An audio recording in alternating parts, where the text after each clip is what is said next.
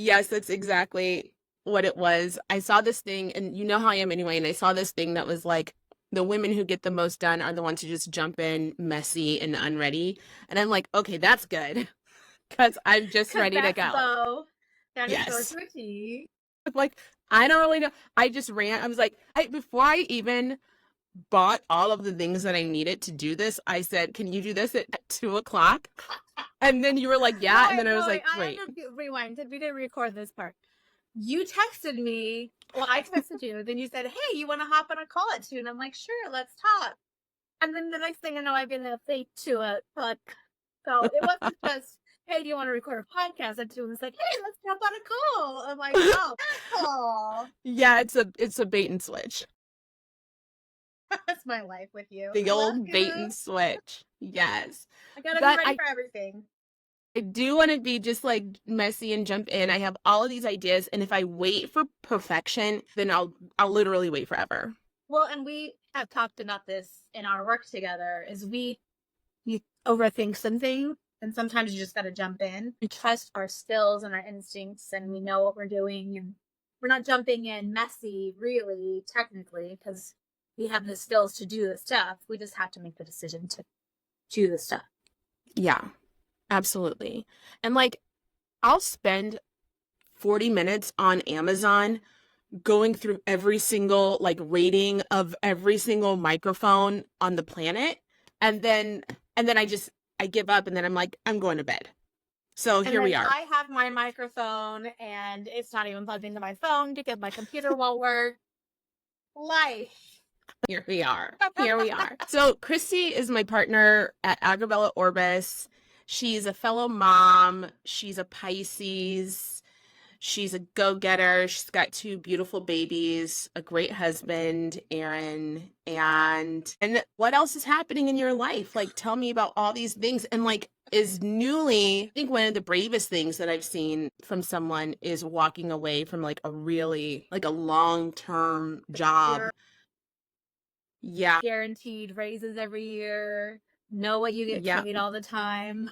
Yeah. And step into the unknown. 2.5 years ago, I quit my job of almost 14 years at a law firm where I was doing all the behind the scenes, making everything work, keeping the train on the tracks, and decided I needed a change. Thank you, COVID, for showing me that it was possible. And then I'd like tiptoed into freelance where I had like guaranteed work. And then I couldn't work for that person anymore. And Mm-hmm. now I am like, I have a part time job, thank God, but it definitely is not what I need to help to support my family. So it's like a part time job and then 100% freelance. And it is scary and invigorating and and petrifying and anxiety inducing, but exciting and thrilling all at the same time. It's just a lot. And like this last year, I was president. I'm not elect right now. I'm past president, which means I get to impart all of my knowledge, whatever that means. And I just get to be there for my kiddos. And, I'm in bed right now because this is where I work the majority of the time. I Yes, was just same. editing a ghostwriting project for a financial advisor, having to email back somebody I'm doing their social media calendar for. Excited. Well, I think I also get my best, most work done in bed, especially like that kind of like plug and play work where you can catch up on a show, get the shit done, stay comfortable for a little bit. Like I love that. And I think too, like you've moved into doing some gig work, like just piecing the stuff together. And like that to me is that's something that I feel, first of all, we live in a gig economy. So lots of people are getting by that way. But it's like you don't necessarily have to do that, but your drive to like take care of your family financially is like so huge Yeah. that it's really important. I can't not contribute. Well, here's the thing. My husband will be fine with me saying this. And also, who cares if he wasn't? He'd be fine when I quit stuff. Mm-hmm. And I definitely do not make more than him right now. And it's not about ego and it's not about that, but I want to make sure that he knows that I am working as hard as he is for our family, you know, because like we're a two-income house. So we've never been a one-income house. I'm not a stay-at-home mom. I never have been. But I was like the breadwinner. And it's been hard to like kind of, he doesn't even ask me to do this. I have a spreadsheet that I like track everywhere money comes from every month. So for me, you know, where I've contributed to the house and made sure that I made this amount of money this month. And it's been like my therapist and I have gone through a lot of the shame around doing Instacart, doing random delivery jobs, being not, you know, there's a lot of ego around that stuff. Like I saw someone I knew while I was doing an Instacart order, and you know, I got past my ego and I was like, yeah, I'm doing Instacart, you know, side gig, and I'm like, they know I'm not successful, but I'm like, wait, no, like, and then I'll talk to other freelancers who are like, you know, I did DoorDash for 2 years and I finally have enough clients where I don't have to do anything on the side. It's Yeah. not a sign of failure when you're just, you know, you're just getting shit done. Isn't that so crazy? That's something that stopped me, you know, like after Rob and I got divorced, I hit some really, really hard times. And I was so scared for someone to see me doing anything like that that I wouldn't do it. And I think it's so like what is in that? Because the thing that happened when COVID hit is we all turned the gig economy to get by. We depended on delivery. We depended on people who would go out and risk themselves and get our shit for us and bring it to us. And when I see my delivery drop, I don't think anything bad about them. I think thank you. Let me up your tip. You know, like thank God Yes, for it you. well because they get paid shit. Yeah, yes. Like especially and now on Instacart, you can actually favorite your people, which you couldn't do before. So now, Oh, yes, it's brand new because I had a delivery a few months ago and for Oscar's birthday and I said you can favorite him and this guy was so good. He was so communicative. I was like, yeah, I want you back, you know? And so it's like this value that we put on service is so strange. well, and coming from you know, like I was in that world where I wanted to climb the corporate ladder and I wanted to get to my next level of this, that, or the other thing. It's kind of like the American classist way of thinking. Like Yeah. I came from an executive position, not really, 4%, and now I'm delivering.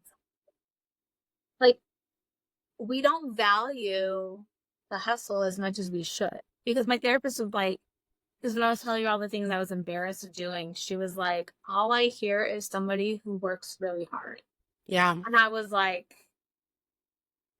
clearing out my closet, sending it to ThreadUp or to Poshmark, or like, can you sell things too to make money back? I'm micro influencing, making UGC content, user generated content. But like, you know, I'm piecing it all together. I got all the random apps that you can make extra money through your groceries. Like we are doing what we can because right now I'm building a book of sickness and it's just going to be slow for a while. So it's scary. It is so scary, especially when you have a mortgage and 2 kids and you're like, Yeah. oh my God, like, okay, like, oh shit. And I don't want my kids to feel like we can't sign them up for activity because we can't afford it. Like, I never want to be in that place. I Yeah. don't want them to feel our pressure of money because I felt my parents' pressure of money. Yes. Which is probably why you and I have so many issues around money. Totally. I think so. I think that's definitely the root of it is I always felt like we didn't have enough money and we knew it. And Mm-hmm. I want my kids to appreciate the value of the dollar, but I don't want them to feel like we are struggling. I don't want them to feel the stress that their dad and I feel. Because we do. Right. We talk about it all the time. He and I are in the same stress, but we're not blaming each other for the stress. Thank God he's not blaming me because I blame myself enough for the both of us. Mm-hmm. I want to make sure they have like a match, but like this summer, instead of taking a plane trip somewhere, we took 2 road trips to visit family and they had a blast and they made summer memories on a budget, but they didn't know that's why we were doing it that way. But they had a blast and it's all about how to be resourceful and not let it impact them. When they're so little, they don't even think about that stuff yet. Yeah, I completely agree. Someone started mowing their lawn right now, and I'm taking it as a personal attack. Like they literally hate me. Like they did I this was on purpose. wondering what that noise. It's somebody choosing to like hate me right now, and I don't like them. Okay, Aries. Go hose them down. Like I'm attacked. Actually, I'm attacked. Your Aries is showing. It's gonna, yeah. The moon is in Aries, and so is the sun. I just feel the same way. Like we grew up on food stamps. We grew up not being able to do things. There were, we didn't go to camps and stuff like that. Things that I always wanted to do. And so I'm just like, I'm never gonna and there's like this thing. I'm like, well, I need to teach my kids the value of $1 so they don't get raised like spoiled, which is like you've got a single mom and a single dad, like you're on one income each. You're not spoiled, but also they are because we prioritize giving them the things that we didn't have. Yeah. I had a lot of shame growing up when I knew what food stamps were. And I want to just kind of like release all of that because we do understand, right, that the society that we live in is based off of our labor. It's based off of, us staying at a certain level. So why are we ashamed to work our way out of that? I don't know. I don't know. Yeah, But we make the girls like they get money from the Shitsbury and the grandmas mostly. They don't really get a lot of money from us, but like Clara saves. My youngest 7-year-old, she saves and then spends on things. And so, like, if they want something extra or special, and it's not really something we would normally get them, we're like, fine. If you want to buy it, you can buy it. And then they see how much it is, and they're like, oh, never mind. So, like, it's not things they need that we make them pay for. It's those extras that, like, I yeah, still buy them extra things, let's be honest. Like you on do. vacation, we're at a gas station and they want a piece of candy on our road trip. Mhm. Okay, if you want to buy that piece of candy on a road trip, go for it. It's $5. I'm like, yeah, no shit, kid. Like, this is why I'm not buying it for you. Exactly. Is it worth $5 now? It's not worth your $5. So let's think about it. Yeah. So You do buy your kids really cute stuff, and like you incorporated your kids into your work, which I think is really cute when you do your promo videos for different companies. Like I've seen your Five Below stuff. It got me to go to Five Below, and I was like mind blown. I was like, who has been holding the secret back from me? No one. You just haven't been listening. I'm You want not. to Five Below, and I'm like, no shit. Why do you think I always shop there, you idiot? I don't know. Like I walked in and I started crying. I voice text Christi and our other friend Elena, and I was like, "Oh, why did you guys not tell me about this?" And it's the same thing when I first went into a Ross Dress for Less. I was like, I'm never going to a Ross, and the Ross is right by the Target, so I'm going to Target. And Elena and Dee had been telling me about Ross Dress for Less, and I go in there and I was like, wait, what? Like this is like Target, but like half off. Well, and here's the thing: they name it Ross Dress for Less, so you think it's like a dress store, but then you walk in and you're like, no, and it's close. We buy a lot of those from Costco. Just saying. I thought I was above a lot of things, and I've been humbled. I thought I was above Ross Dress for Less. I thought Ross Dress for Less was like the dress barn, and I'm like, I'll be doing that. And now I'm like, wait, I have got 3 kids and they need clothes, and they've got Pumas for like $15. Okay. Yeah. I'm in. I'm sorry. Okay, so you've got 2 girls, and something that I wanted to discuss with you today is your journey with your older daughter with her anxiety. Our kids are all really close in age. I think Ella and Shine are both 2014.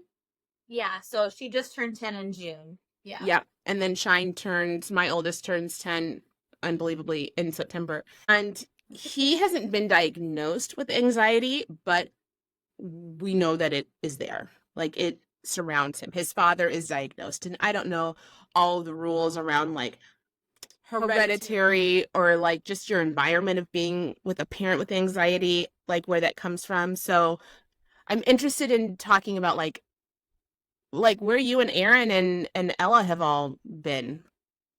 Well, I don't know if she's officially been diagnosed, but she's seen 3 counselors. And we didn't realize that she had anxiety until her little sister started to get to ages that she was, and the way she reacted to situations was very different than how her sister reacted. So we were like, and then I started my turn uh, on medication for my anxiety. It started with postpartum after my second, and then I realized through therapy and a lot of medication that this is not postpartum, it was just exaggerated by postpartum.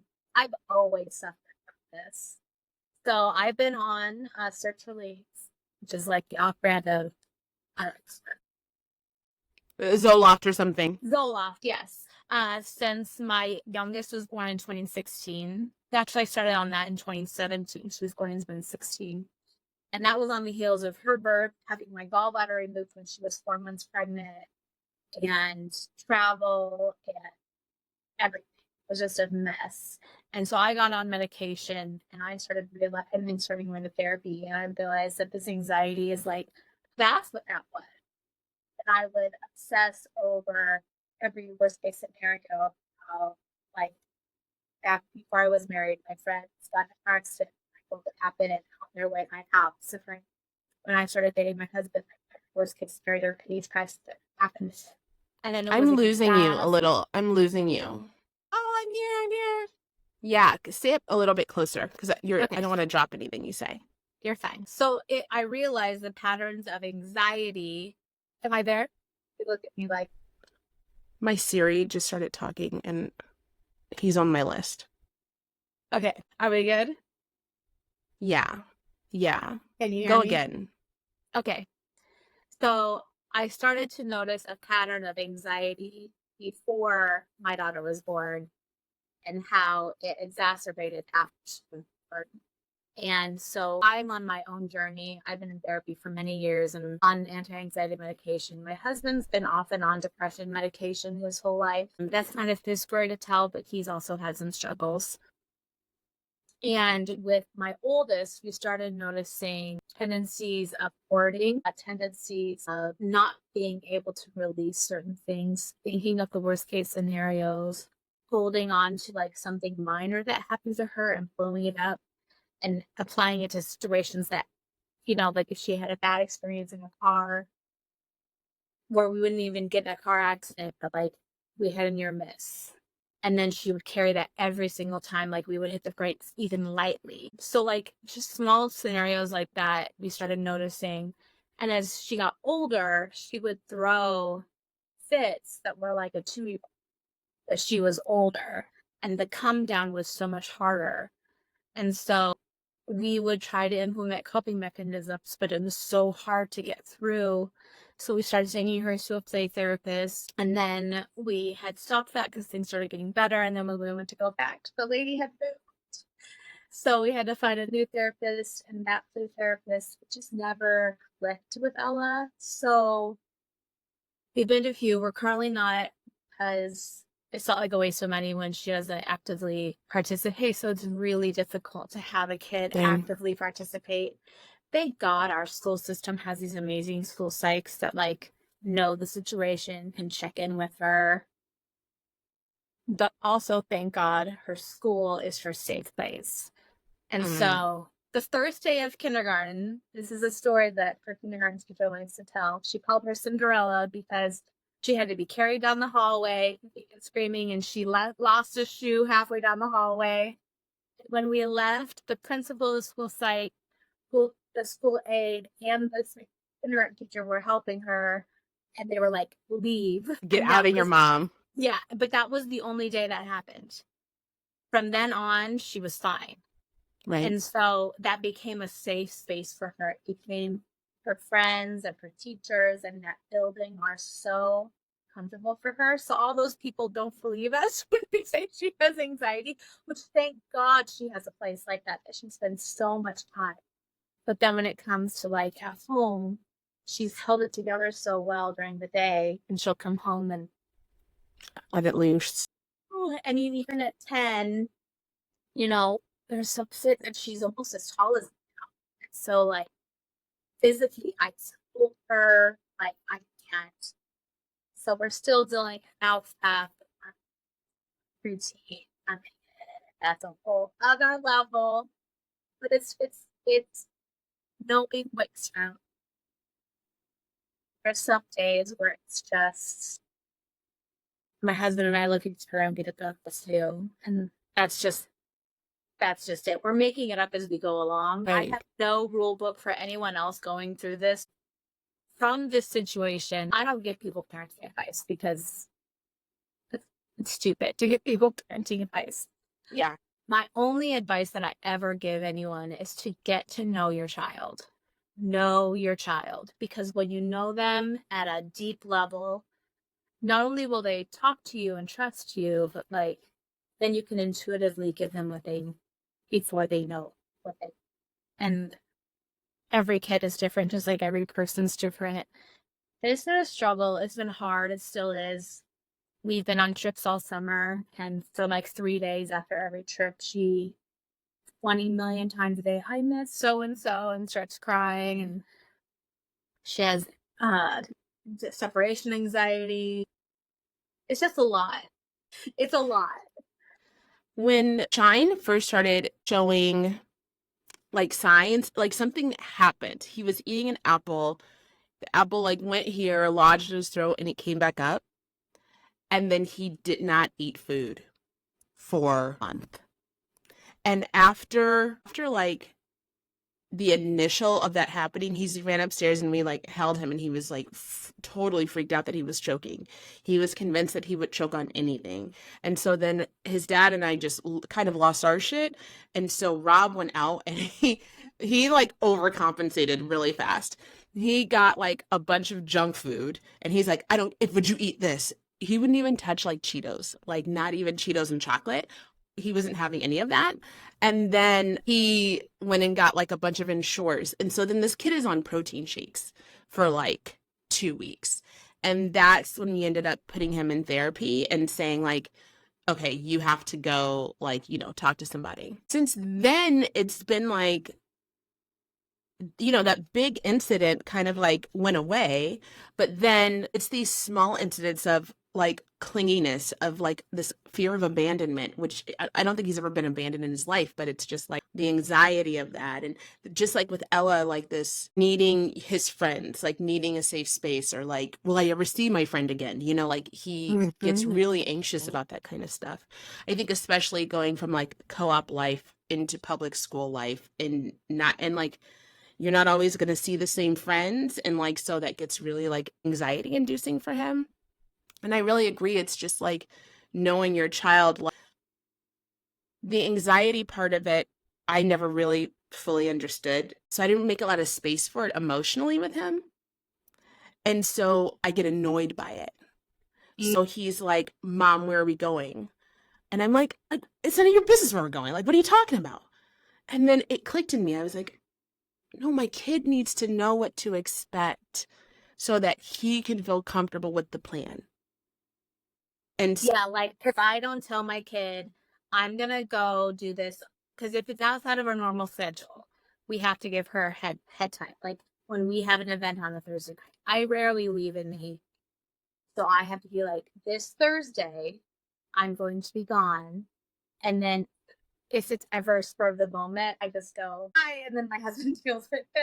Yeah. But we have to give her head like lead time to, if something out of the ordinary is going to happen, this is what happens. It doesn't always take away the upset that we're messing with her schedule, but what is going on?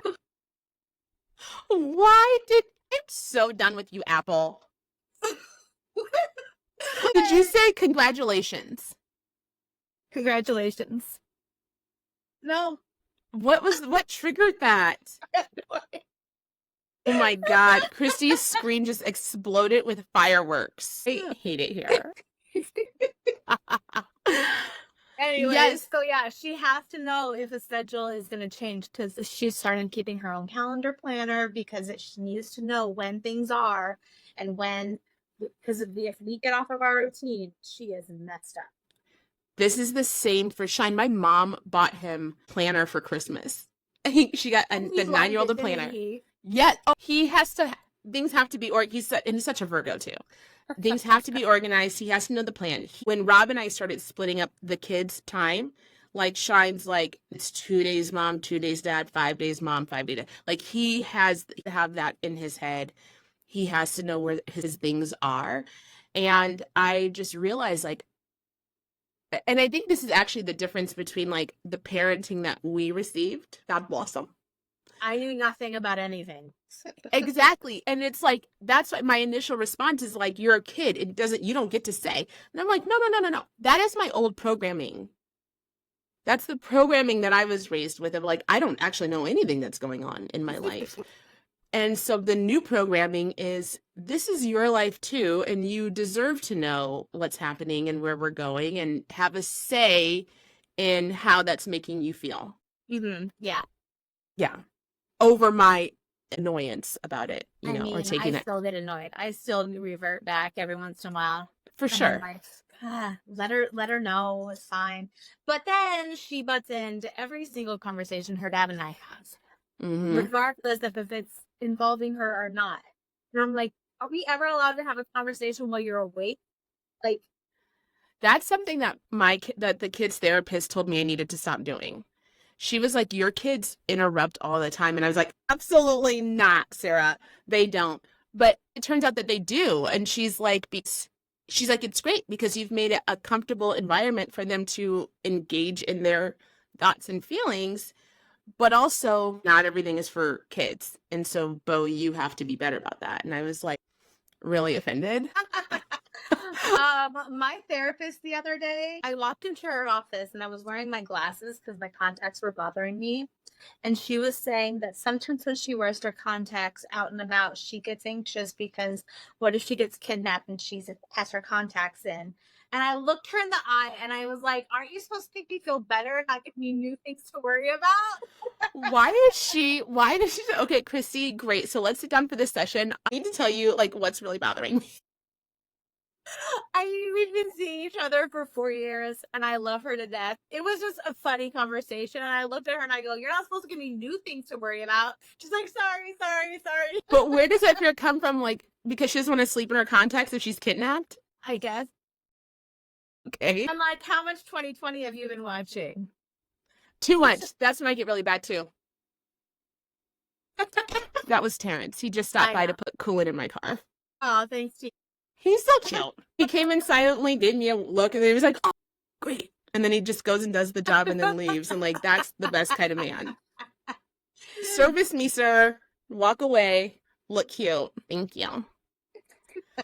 Where are you in your Bravo shows?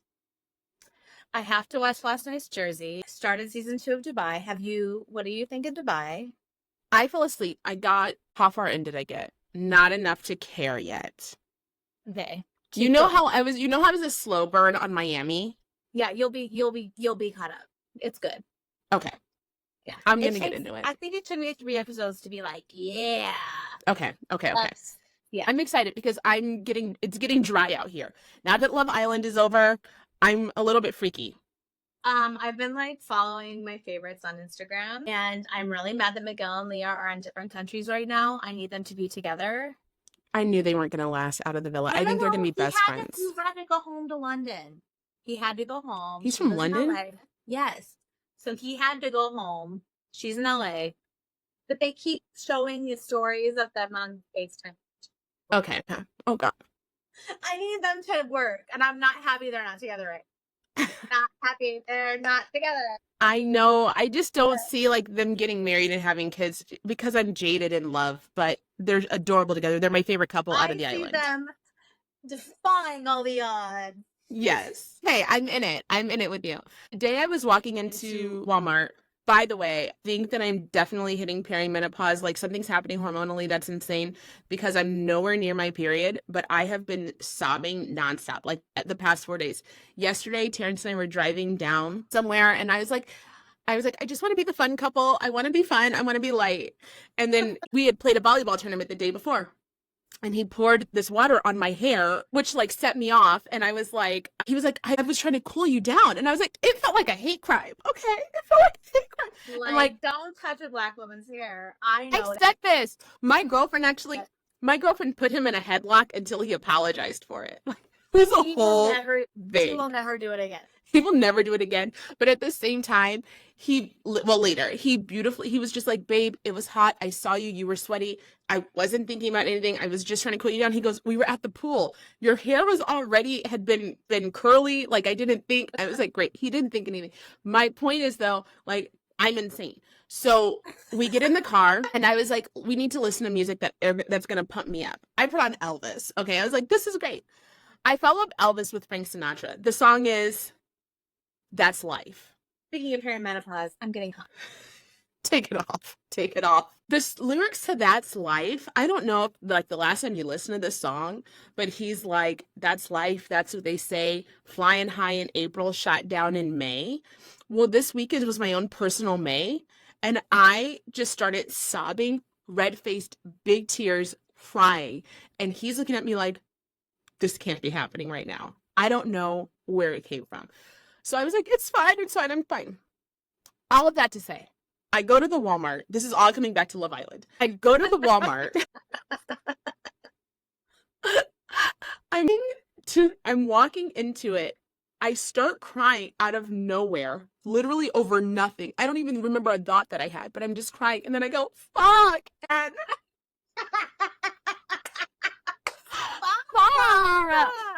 like I said it out loud, and like that's gonna be my new. But you have to look up. You have to look up.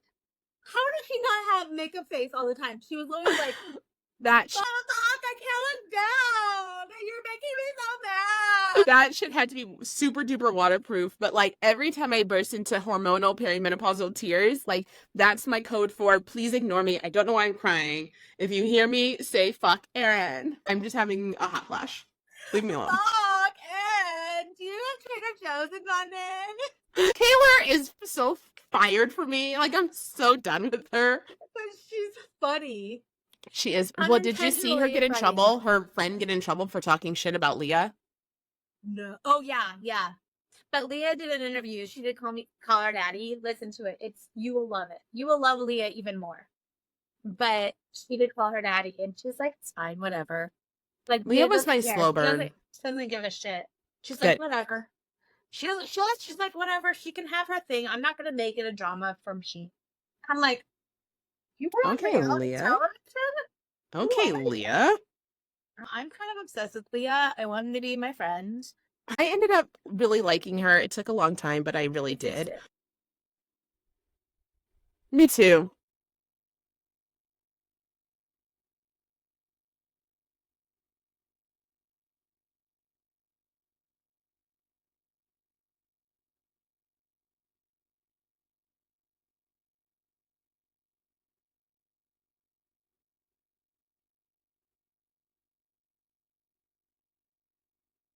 Parts of her, the silly parts of her, the fun parts of her, and that's when you know it's a good match. Like when somebody brings out the best qualities of you, and you're not anxious and jealous and checking their phone and worried that they're gonna do something and worried that they're talking to a female and that it's gonna go awry. You know, like trust and comfortability and bringing out your best parts of yourself, and you just can be yourself because they just let you be yourself. It's great. I definitely feel that way about Leah Miguel's connection, like that stuff. And I think what you're saying is 100% on point. He's definitely a player, yes. That's what will mess up if he fucks it up. But if he doesn't fuck it up, it could go a bit as I completely agree. Serena, same, slow burn. I liked Nicole from the beginning. I really liked Nicole and Kendall, but then something happened where I saw everybody online hated them, and then I was like, okay, I hate them too. Well, got peer pressured. There's this talk going around that they're not doing a lot together outside of the villa. I think Nicole dumped him. I don't know why, but I think it was definitely photos, and they were like not next to each other, and like on their social media, they're not really on each other's social media. Wow. Okay. Oh my God. I guess we'll see at the reunion.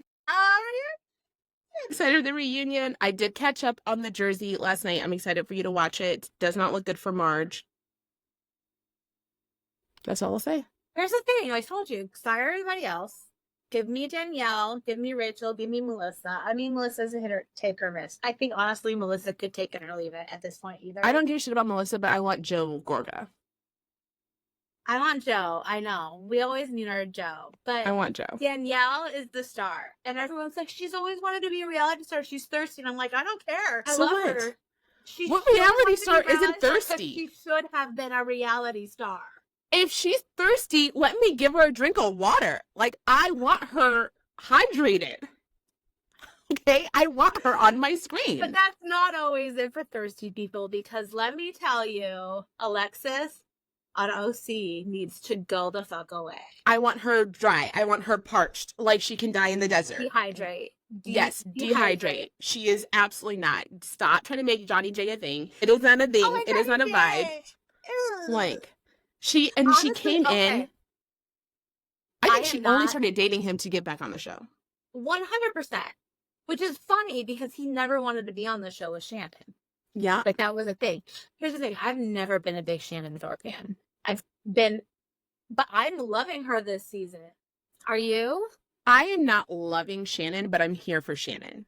Yeah. Like, I am the same way with Shannon. Her and I have not been friends. We do not get along. She's a fellow Aries, and like the Aries bitches on these shows like act crazy. And that show is full of Virgos. So you look double crazy when you're up against a Virgo. Her and Vicky are both Aries. Okay, so I just think Shannon has been a little bit pathetic over the years. She has. But I think this season she's not.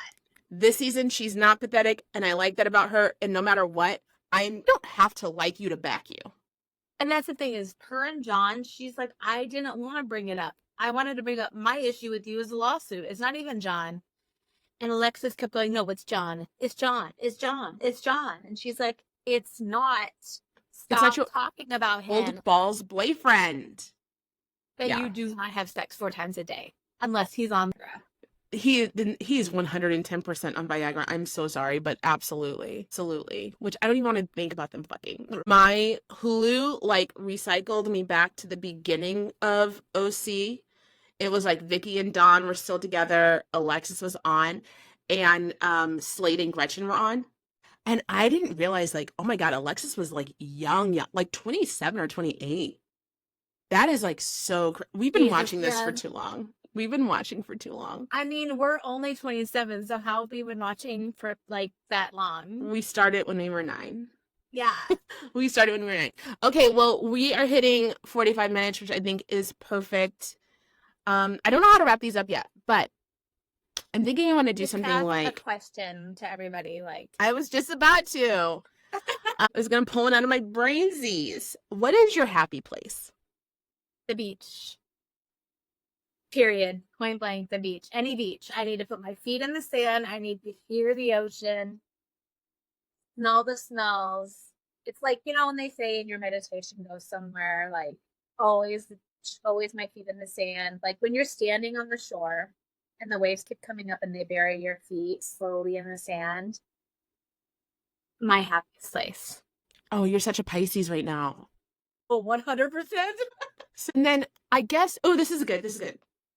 What does good mom mean to you? So someone who actually wonders if I'm a good mom is a good mom. Yeah. Regardless of the actions that leads you to. If you're even wondering if you are, you are. Absolutely. And thank you for being on. Thank you for being my first. It's bleeding all over. Thank you. Did you watch the opening ceremonies? The Marie Antoinette heads with the blood. Oh, did you not watch it? I died. Wasn't it so good? What's the blood banner like? Do you know that I'm obsessed with Marie Antoinette? I'm obsessed with Marie Antoinette. I'm obsessed. That's why when I went to France, I was like, I have to be in Versailles. I have to be here. Like, and I love her and her story. Ultimately, like, if there's someone I feel bad for in history, it's Marie Antoinette. So I didn't love that it was beheaded Marie Antoinette, but like the artistry of that opening ceremony was so fucking amazing. It was so Parisian. Like French people are fucking sick. Like they are the most like creative, disgusting, inhumane, richly detailed, historical group, like, and I just felt that all throughout that art direction. Okay, I know you didn't like that they did the beheaded part, but they did it as a symbol of overthrowing. Absolutely. Like symbolically. So I didn't like it because I was like, oh my God, her children are watching. They're not. Okay. But like for the artistry, for the symbolism, and for just the historical accuracy and the coolness, I'm all in. Yeah. For Marie Antoinette, I'm just sorry that happened to her. But the artistry of all the headless Marie Antoinettes and then those streamers of the blood, that was such a powerful visual. I was like, holy shit. And like Les Mis and rock opera and rap and hip hop and classical. And then Celine Dion. And then Celine Dion making me cry my eyes out because holy cow, she killed it. You know she was in pain doing that. Like she sang through the pain. It was magnificent and she looked fucking amazing. Okay. When I was 14 years old, we took a trip to Montreal.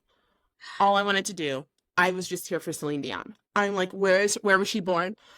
And then, okay, I was such a romantic like teenager.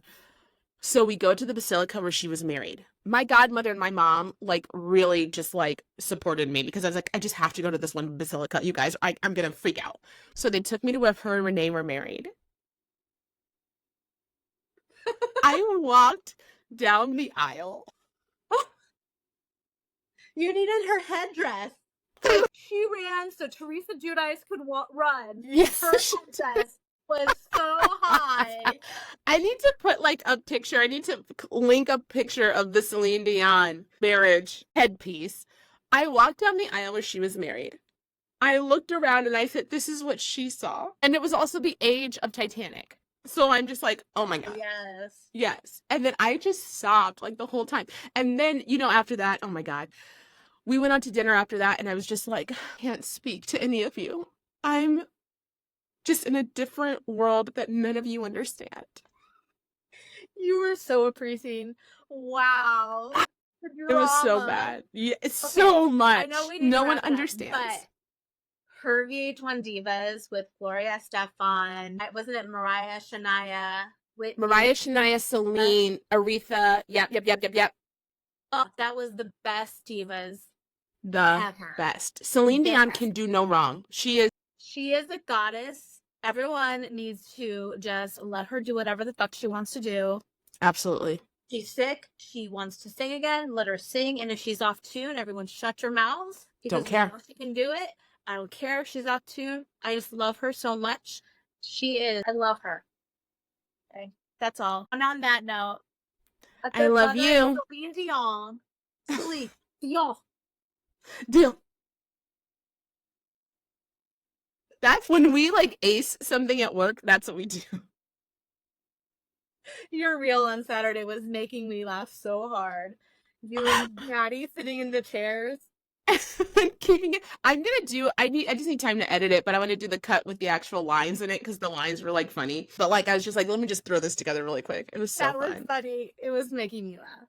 Thank you. All right, babe.